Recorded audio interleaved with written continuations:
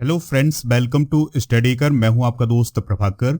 Daily current affairs में आज हम 4 जनवरी 2023 के मोस्ट इंपॉर्टेंट करंट अफेयर्स के क्वेश्चन डिस्कस करेंगे। तो दोस्तों, आप इस लेक्चर को बहुत ही ध्यान से लास्ट तक जरूर देखिएगा। लास्ट में इसका रिवीजन करेंगे और आपसे एक क्वेश्चन पूछेंगे जिसका आंसर आपको कमेंट बॉक्स में देना है।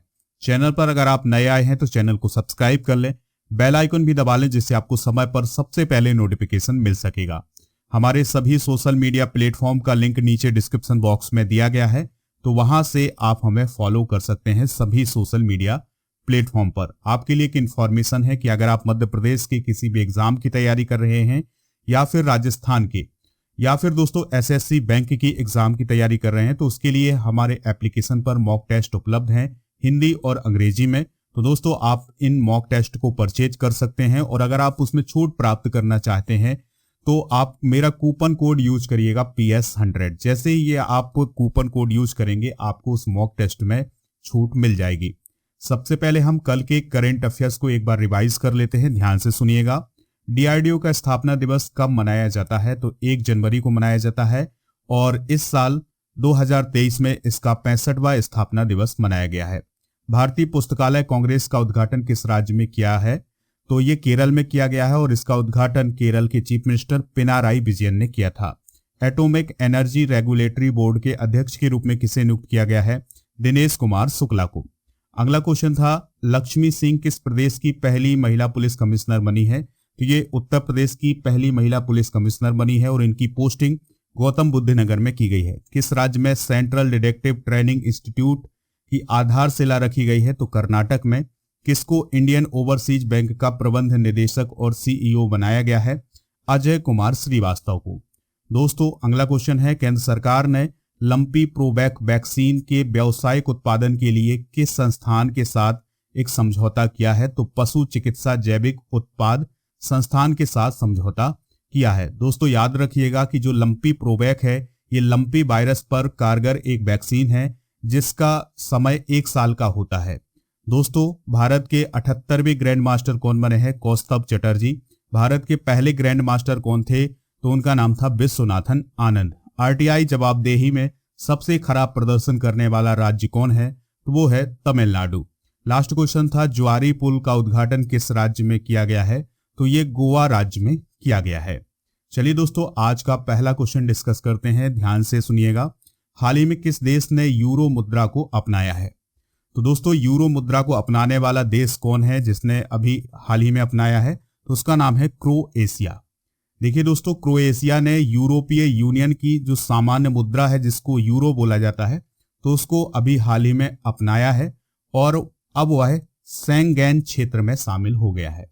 शेंगेन क्षेत्र का मतलब ये होता है कि जो यूरोपीय यूनियन में 27 देश आते हैं, ठीक है दोस्तों, तो अब इन 27 देशों में बिना किसी प्रतिबंध के जो क्रोएशिया देश के लोग हैं वो आ जा सकते हैं, मुक्त और बिना किसी प्रतिबंध के यात्रा कर सकते हैं। इसके साथ ही क्रोएशिया यूरोपीय यूनियन का पूर्ण रूप से एकीकृत सदस्य बन गया है।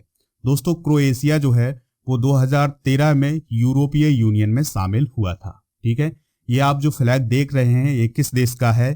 क्रोएशिया देश का है। ठीक है, चलिए अब यहाँ पर मुद्रा की बात आई थी तो कुछ देशों की मुद्राएं हम डिस्कस कर लेते हैं। आपको ये जो साइन दिखाई दे रहे हैं दोस्तों, इससे आप पहचान सकते हैं कि यह मुद्रा किस देश की है। तो यह डॉलर है, ये अमेरिका की मुद्रा है। फिर है यूरो, तो यूरो जो है वो यूरोप महाद्वीप में चलता है। एन जो है दोस्तों, एन जापान की मुद्रा है, याद रखना है आपको। पाउंड जो है वो यूनाइटेड किंगडम यानी इंग्लैंड की जो करेंसी है उसको पाउंड बोलते हैं। फिर है फ्रैंक, तो फ्रैंक जो है वो स्विट्जरलैंड की करेंसी है। ठीक है दोस्तों, फिर इसके बाद है रैन मिनीवी, तो ये किस देश की करेंसी है? तो याद रखना है ये चाइना की करेंसी है। फिर है तुर्किश लीरा, तो दोस्तों तुर्किश लीरा से नाम से ही पता चल रहा है कि ये टर्की की है। फिर है इसके बाद बॉन, तो दोस्तों बॉन जो है वो साउथ कोरिया की करेंसी है। फिर है रूबल, तो रूबल जो है वो रसिया की करेंसी है। और रुपी, आप सभी लोग जानते हैं रुपी इंडिया की करेंसी है। ठीक है दोस्तों, तो ये विभिन्न देशों की मुद्रा हैं और उनके संकेत हैं, तो ये आप देख करके पता लगा सकते हैं कि किस देश की मुद्रा कौन है। चलिए दोस्तों, यहां पर बात आई थी क्रोएशिया की, तो क्रोएशिया के बारे में कुछ इंपॉर्टेंट जानकारी डिस्कस कर लेते हैं। क्रोएशिया जो है वो यूरोप महाद्वीप में स्थित है और इसकी जो कैपिटल है वो है जाग्रेब। यह मध्य और दक्षिण पूर्व यूरोप के बीच में स्थित एक देश है और इसका एकमात्र तट एड्रियाटिक सागर पर है। ये देख सकते हैं दोस्तों, एड्रियाटिक सागर ये है और ये है क्रोएशिया कंट्री। इसके पड़ोसी देशों में स्लोवेनिया और हंगरी, सर्बिया और बोस्निया, ये सभी देश आते हैं। ठीक है, चलिए अगला क्वेश्चन डिस्कस करने से पहले दोस्तों एक बात और जान लेते हैं कि जो यूरोपीय यूनियन है वो 27 देशों का एक राजनीतिक और आर्थिक समूह है और इसका जो प्रशासनिक केंद्र है वो ब्राजील की राजधानी ब्रुसेल्स है। ठीक है, तो ये कुछ इंपॉर्टेंट जानकारी है, इसको आप नोट कर लें। अगला क्वेश्चन है, हाल ही में किसने स्मार्ट कार्यक्रम शुरू किया है? तो स्मार्ट कार्यक्रम अभी हाल ही में आयुष मंत्रालय के द्वारा शुरू किया गया है। किस मंत्रालय के द्वारा? आयुष मंत्रालय के द्वारा। स्मार्ट का फुल फॉर्म क्या होता है? Scope for mainstreaming Ayurveda research and teaching professional. तो दोस्तों scope for mainstreaming Ayurveda research in teaching professional कार्यक्रम अभी हाल ही में किसने शुरू किया है? आयुष मंत्रालय ने शुरू किया है। इसका पर्पज क्या है? तो इसका पर्पज है आयुर्वेद कॉलेजों और अस्पतालों के माध्यम से प्राथमिकता वाले स्वास्थ्य अनुसंधान क्षेत्रों में वैज्ञानिक अनुसंधान को बढ़ावा देना। दोस्तों इस कार्यक्रम का शुभारंभ किसने किया है? National commission for Indian system of medicine और central council for research in Ayurvedic sciences के द्वारा इस कार्यक्रम का शुभारंभ किया गया है। यहाँ पर बात आ रही है आयुष मंत्रालय की, तो हमारे देश के आयुष मंत्री कौन है? सर्बानंद सोनोवाल, याद रखिएगा। देखिए दोस्तों, यहाँ पर योजना या पहल की बात आई थी, तो हाल ही में जो चलाई गई हैं योजनाएं 2022 में, तो चलिए इनको डिस्कस कर लेते हैं एक बार। मुख्यमंत्री मितान योजना छत्तीसगढ़ में चलती है। जिबहाला नामक ऋण योजना जो है ये महाराष्ट्र में शुरू हुई है। नेथन्ना बीमा योजना तेलंगाना सरकार के द्वारा। लोक मिलनी योजना पंजाब के द्वारा। ई अधिगम योजना हरियाणा के द्वारा। चारा बिजाई योजना हरियाणा सरकार के द्वारा। मुख्यमंत्री मुक्त सीवर कनेक्शन योजना दिल्ली सरकार के द्वारा और हिम प्रहरी योजना उत्तराखंड सरकार के द्वारा शुरू की गई है। तो ये कुछ योजनाएं हैं, इनको आप नोट कर लें। अगला क्वेश्चन है, विंटेज वाहनों के लिए अलग पंजीकरण प्रक्रिया करने वाला भारत का पहला राज्य कौन बना है? ठीक है दोस्तों, तो विंटेज जो व्हीकल हैं उनके लिए अलग से रजिस्ट्रेशन की प्रोसेस करने वाला पहला राज्य कौन बना है? तो इसका आंसर है ओडिशा। दोस्तों यहाँ पर बात आई है विंटेज वाहनों की, तो विंटेज वाहन का मतलब जिनकी उम्र 50 साल हो गई है, यानी जो 50 साल पुराने वाहन हैं उनको हम विंटेज वाहन कहते हैं। तो उनके लिए पंजीकरण की अलग से प्रक्रिया शुरू की गई है उड़ीसा सरकार के द्वारा। ठीक है दोस्तों, तो ये 2 पहिया वाहनों के लिए और 4 पहिया वाहनों के लिए अलग पंजीकरण की प्रक्रिया शुरू की गई है उड़ीसा में। ठीक है दोस्तों, तो जो केंद्रीय मोटर वाहन नियम है 1989, इसके तहत जो 50 साल पुराने वाहन हैं उनको विंटेज मोटर या विंटेज वाहन कहा गया है। दोस्तों यहां पर बात आई है उड़ीसा की, तो उड़ीसा से रिलेटेड कुछ इंपॉर्टेंट जानकारी डिस्कस करते हैं। उड़ीसा के मुख्यमंत्री नवीन पटनायक हैं, राज्यपाल हैं गणेशी लाल। और दोस्तों आज हम उड़ीसा के नेशनल पार्क डिस्कस कर लेते हैं, क्योंकि नेशनल पार्क आपके एग्जाम में पूछे जाते हैं। तो भितरकनिका राष्ट्रीय उद्यान और सिमलीपाल राष्ट्रीय उद्यान, ये दोनों राष्ट्रीय उद्यान जो है वो किस राज्य में स्थित हैं? उड़ीसा में स्थित हैं। यहाँ पर जो बांध है वो है इंद्रावती बांध, इंद्रावती नदी पर। और हीराकुंड बांध किस नदी पर है? महानदी पर। इस प्रकार के क्वेश्चन पूछे जाते हैं। अब हम जीआई टैग की बात करते हैं, तो कोणार्क पत्थर पर जो नक्काशी की गई है उसको जीआई टैग प्राप्त हुआ है। पट्टा चित्र को जीआई टैग प्राप्त हुआ है और गंजम केवड़ा फूल को भी इस राज्य के जीआई टैग प्राप्त हैं। दोस्तों बात कर लेते हैं उड़ीसा के मैप की। तो दोस्तों आप देखिएगा, ये है इंडिया का मैप और इसमें ये मैप जो दिखाई दे रहा है ये है उड़ीसा का। उड़ीसा के पड़ोसी राज्य कौन कौन से हैं? तो छत्तीसगढ़, तेलंगाना, आंध्र प्रदेश, झारखंड और पश्चिम बंगाल, ये इसके पड़ोसी राज्य हैं। ठीक है दोस्तों, और इसकी जो पूर्वी सीमा है ये बे ऑफ बंगाल से लगती है, यानी बंगाल की खाड़ी से लगती है। अगला क्वेश्चन है, किस राज्य ने मुख्यमंत्री सुखाश्रय सहायता कोष की स्थापना करने की घोषणा की है? ठीक है दोस्तों, तो सुखाश्रय सहायता कोष जो है ये किस राज्य में शुरू किया गया है? तो ये शुरू किया गया है हिमाचल प्रदेश में। ठीक है दोस्तों, तो हिमाचल प्रदेश के जो चीफ मिनिस्टर हैं सुखविंदर सिंह सुक्खू, तो उनके द्वारा ये जो कोष है ये बनाया गया है। तो इस कोष में सभी मंत्री और जो कांग्रेस के विधायक होंगे वो अपना पहला वेतन इस कोष में दान करेंगे।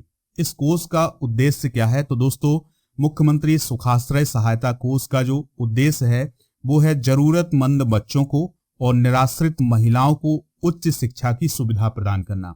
यानी दोस्तों ऐसे बच्चों को उच्च शिक्षा प्रदान करना जिनका कोई नहीं है, ऐसी महिलाओं को शिक्षा प्रदान करना जिनका कोई नहीं है। ठीक है, राज्य ऐसे बच्चों को कौशल विकास और शिक्षा पर होने वाले खर्च का वहन भी करेगा। यानी कि अगर कोई वो कौशल विकास सीखना चाहते हैं बच्चे तो उनका खर्च राज्य सरकार का होगा, यानी हिमाचल प्रदेश सरकार का होगा।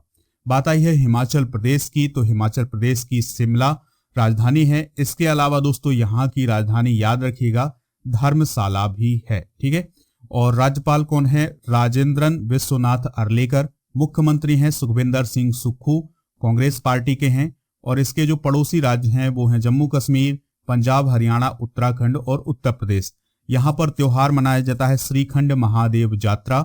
और यहाँ की जो प्रमुख नदियां हैं वो है रावी, ब्यास, चिनाब, सतलुज और यमुना। यहाँ पर दोस्तों आप इंडिया के मैप में हिमाचल प्रदेश को ये देख सकते हैं, ये है हिमाचल प्रदेश की लोकेशन।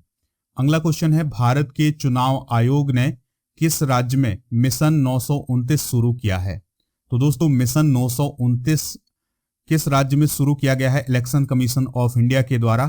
तो ये शुरू किया गया है त्रिपुरा राज्य में। किस राज्य में? त्रिपुरा राज्य में। ठीक है, अब ये मिशन क्या है दोस्तों, इसको हम एक बार डिस्कस कर लेते हैं। तो दोस्तों भारत के चुनाव आयोग ने त्रिपुरा में मिशन 929 शुरू किया है। यह अगले विधानसभा चुनावों में मतदाताओं की संख्या को 92% तक बढ़ाने के लक्ष्य के साथ पूरे त्रिपुरा में जो 929 मतदान केंद्र है इस पर चलाया जाएगा। ठीक है, यानी कि दोस्तों 929 जो मतदान केंद्र हैं यहाँ पर मतदाताओं की जो संख्या है वो कितने प्रतिशत करनी है? 92% करनी है।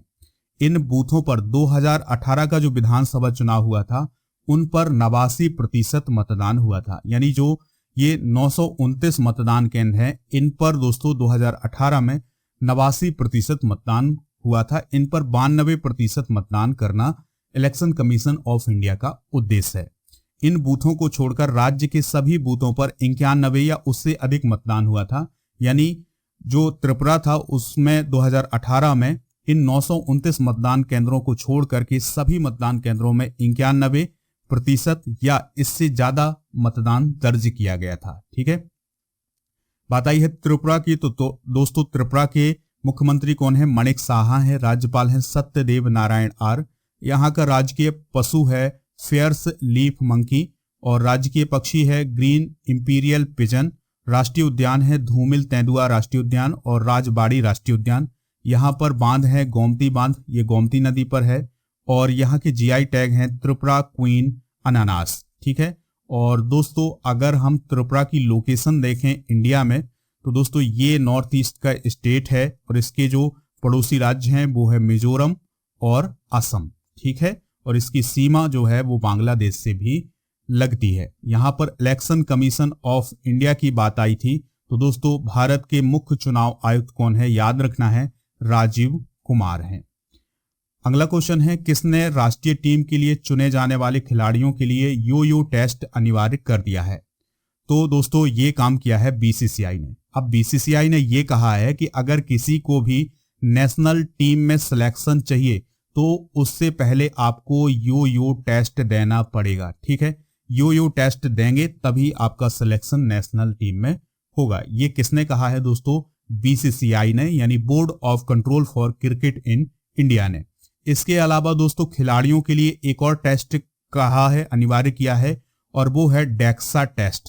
ठीक है, चलिए हम इन दोनों टेस्टों को जानते हैं कि ये कौन से टेस्ट होते हैं। तो दोस्तों यो टेस्ट में ये देखा जाता है कि आपकी सहन शक्ति और आपकी फिटनेस कैसी है। ठीक है, और डेक्सा टेस्ट में क्या देखा जाता है? टेस्ट में देखा जाता है दोस्तों कि आपकी जो हड्डियां हैं वो कितनी मजबूत हैं। ठीक है, तो ये दोनों टेस्ट होंगे तभी आपका नेशनल टीम में सिलेक्शन हो सकेगा।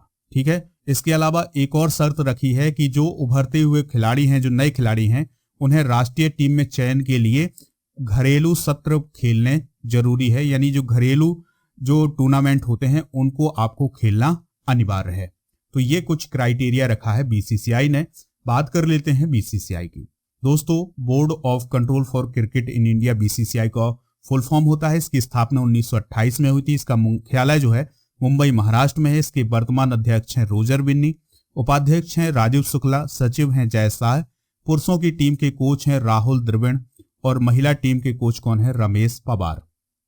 चलिए दोस्तों, अब हम अगला क्वेश्चन देखते हैं। वैश्विक परिवार दिवस प्रतिवर्ष कब मनाया जाता है, यानी ग्लोबल डे ऑफ फैमिलीज कब मनाया जाता है? तो इसका आंसर है 1 जनवरी को। कब मनाया जाता है दोस्तों? 1 जनवरी को। 1 जनवरी को हमने एक और दिवस डिस्कस किया था दोस्तों, डीआरडीओ।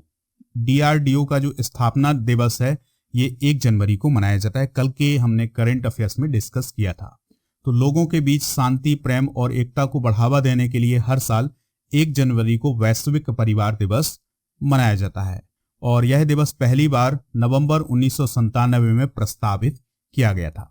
आने वाले दिवस कौन कौन से हैं दोस्तों? 4 जनवरी को मनाया जाएगा विश्व ब्रेल दिवस, 6 जनवरी को विश्व युद्ध अनाथ दिवस, 9 जनवरी को प्रवासी भारतीय दिवस और 10 जनवरी को विश्व हिंदी दिवस मनाया जाएगा। तो ये प्रमुख दिवस हैं जो कि आने वाले समय में मनाए जाएंगे, इनको भी आप नोट कर लीजिएगा। अगला क्वेश्चन है, हैदराबाद कब तक 100% सीवरेज सुविधाओं वाला भारत का पहला राज्य बन जाएगा? तो दोस्तों, अभी हाल ही में यह घोषणा की गई है वहां के एक मंत्री के द्वारा कि जो मई 2023 है तब तक हैदराबाद शहर 100% सीवरेज सुविधाओं वाला भारत का पहला राज्य बन जाएगा। ये घोषणा किसने की है?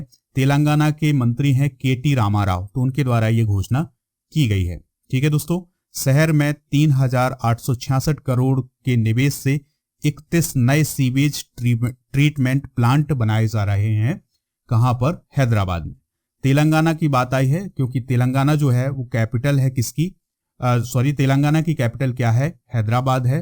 तो तेलंगाना के मुख्यमंत्री कौन है? के चंद्रशेखर राव हैं। तेलंगाना के राज्यपाल कौन है? तमिलिसाई सौंदरराजन। तो ये कुछ इंपॉर्टेंट जानकारी है, इसको आप नोट कर लीजिएगा। अगला क्वेश्चन देखते हैं, हाइड्रोजन ट्रेन चलाने वाला दुनिया का दूसरा देश कौन बना है और एशिया का पहला देश कौन बना है? ये इंपॉर्टेंट जानकारी है। तो दोस्तों, वो बना है चाइना।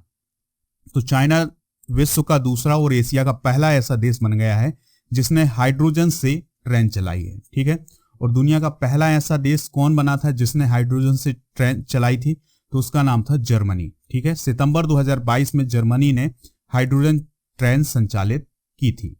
तो दोस्तों, भारत में भी एक लक्ष्य रखा गया है कि दिसंबर 2023 तक भारत को अपनी पहली स्वदेशी जो हाइड्रोजन ट्रेन है वो मिल जाएगी। ठीक है, कौन सी ट्रेन? Hydrogen train. ठीक है दोस्तों, तो याद रखिएगा 2023 तक, दिसंबर तक भारत में भी हाइड्रोजन ट्रेन मिल सकती है। अगला क्वेश्चन और लास्ट क्वेश्चन देखते हैं, 108वीं भारतीय विज्ञान कांग्रेस का आयोजन कहाँ किया जा रहा है? तो इसका आयोजन नागपुर में किया जा रहा है। ठीक है दोस्तों, तो 108वीं भारतीय विज्ञान कांग्रेस जो है उसका आयोजन नागपुर में किया जा रहा है। याद रखिएगा कि दोस्तों, भारत के जो प्रमुख वैज्ञानिक हैं उनका एक सम्मेलन होता है जिसे हम भारतीय विज्ञान कांग्रेस बोलते हैं। तो इसकी 108वीं सभा 3 से 7 जनवरी 2023 के बीच में राष्ट्र संत तुकडोजी महाराज नागपुर विश्वविद्यालय में किया जा रहा है। इसकी थीम जरूर याद रखिएगा, थीम आपसे एग्जाम में पूछी जा सकती है। महिला सशक्तिकरण के साथ सतत विकास के लिए विज्ञान और प्रौद्योगिकी। तो ये है 2023 की थीम। ठीक है, और राष्ट्रीय विज्ञान कांग्रेस संघ की स्थापना कब हुई थी? 1914 में हुई थी। कहाँ हुई थी? कोलकाता में हुई थी। तो ये कुछ इंपॉर्टेंट जानकारी है, इसको आप नोट कर लें। अब हम जितने भी क्वेश्चन हमने डिस्कस किए हैं उनको एक बार फिर से रिवाइज कर लेते हैं और फिर आपसे एक क्वेश्चन पूछेंगे तो उसका आंसर आपको कमेंट बॉक्स में देना है। हाल ही में किस देश ने यूरो मुद्रा को अपनाया है? क्रोएशिया ने। हाल ही में किसने स्मार्ट कार्यक्रम शुरू किया है? आयुष मंत्रालय ने। विंटेज वाहनों के लिए अलग से पंजीकरण कराने वाला भारत का पहला राज्य कौन बना है? उड़ीसा बना है। इसके अलावा किस राज्य ने मुख्यमंत्री सुखाश्रय सहायता कोष की स्थापना की है? हिमाचल प्रदेश ने। भारत के चुनाव आयोग ने किस राज्य में मिशन 929 शुरू किया है? त्रिपुरा में। किसने राष्ट्रीय टीम के लिए चुने जाने के लिए यो टेस्ट अनिवार्य कर दिया है? बीसीसीआई ने। अगला क्वेश्चन है, वैश्विक परिवार दिवस हर साल कब मनाया जाता है? 1 जनवरी को। हैदराबाद कब तक 100% सीवरेज सुविधाओं वाला भारत का पहला शहर बन जाएगा?